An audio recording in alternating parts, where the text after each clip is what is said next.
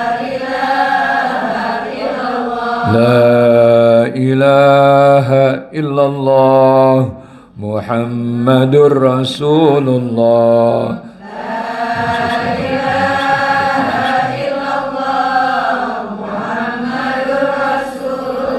Allahumma salli ala Sayyidina Muhammad.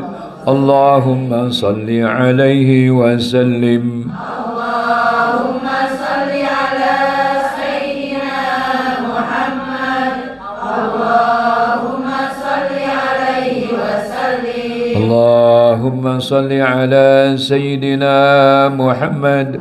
Allahumma salli alaihi wa sallim. Allahumma salli ala Sayyidina Muhammad. Allahumma salli alaihi wa sallim. Allahumma salli ala Sayyidina Muhammad wa alihi wa sahbihi wa barik wa sallim. Allahumma salli ala Sayyidina Muhammad wa alihi wa sahbihi wa barik wa sallim. Qala Rasulullah sallallahu alaihi wasallam, kalimatani khafifatani 'ala al-lisan, thaqilatani fil mizan, habibatani ila rahman, subhanallahi wa bihamdihi, subhanallahil azim,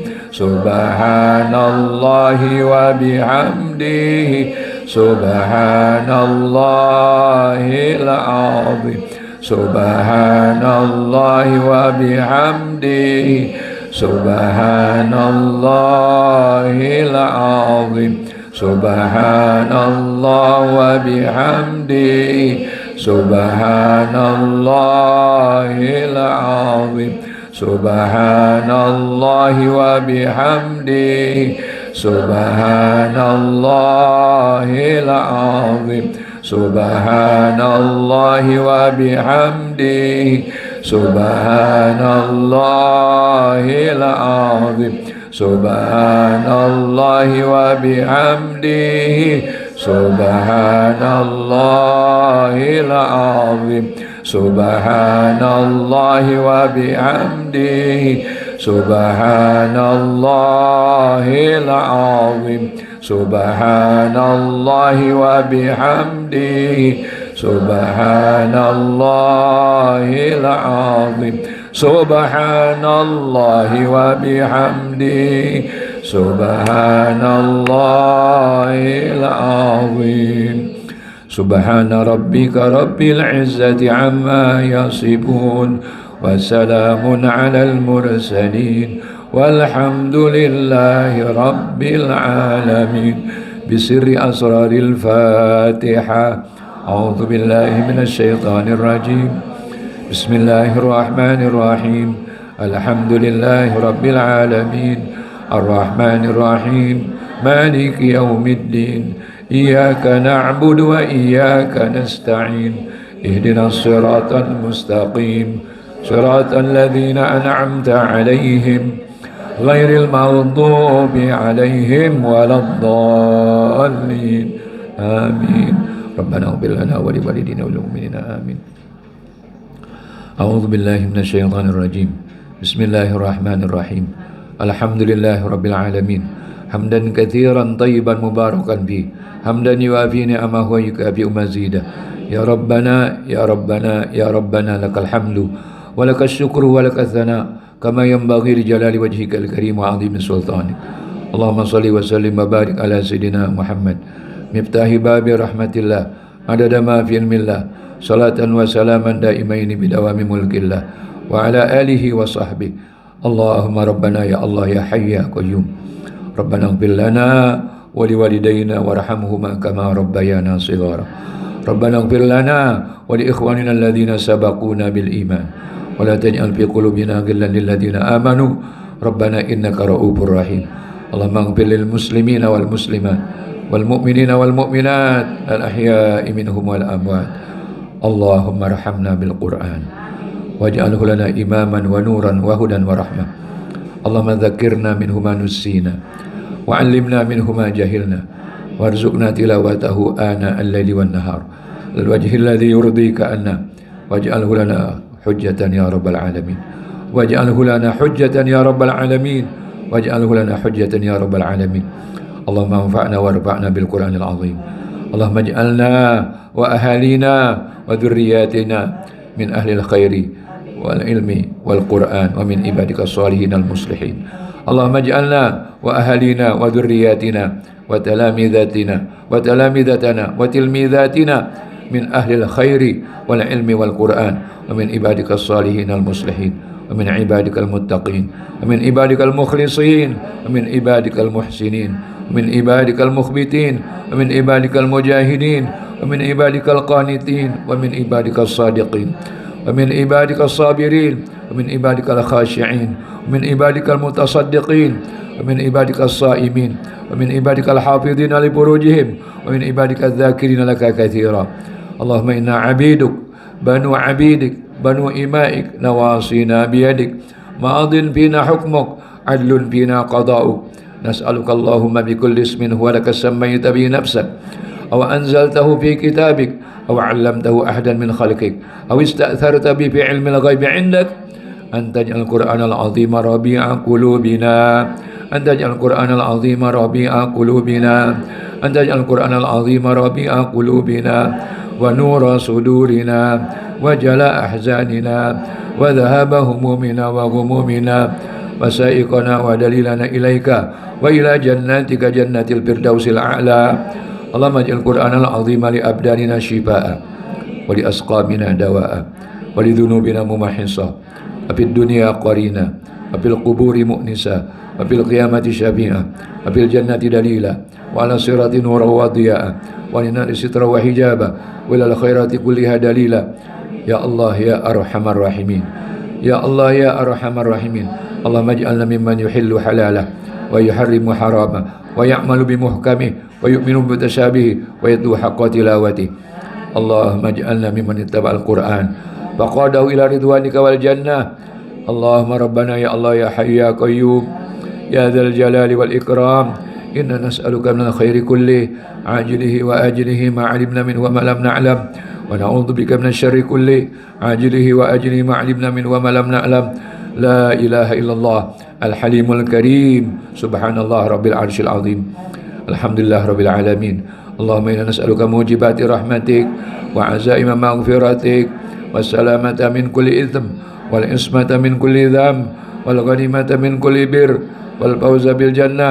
والنجاة من النار اللهم لا تدع لنا في هذا الاجتماع المبارك في هذه الساعة المباركة في هذا الجمع المبارك لا تدع لنا ذنبا إلا غفرته ولا هما إلا فرجته ولا عيبا إلا أزلته ولا دينا إلا قضيته ولا دينا إلا قضيته ولا مريضا إلا شفيته ولا ميتا إلا رحمته ولا عسيرا إلا يسرته ولا باغيا إلا قطعته ولا عدوا إلا كبته ولا حاجة من حوائج الدنيا والآخرة هي لك رضا ولنا فيها صلاة إلا يسرتها وعنتنا على قضائها برحمتك وكرمك وفضلك يا أرحم الراحمين اللهم ربنا يا الله يا حي يا قيوم يا ذا الجلال والإكرام يا بديع السماوات والأرض اللهم ربنا هب لنا من أزواجنا وذرياتنا قرة أعين واجعلنا للمتقين إماما اللهم ربنا هب لنا من لدنك ذرية طيبة إنك سميع الدعاء اللهم إنا نسألك صحة بالتقوى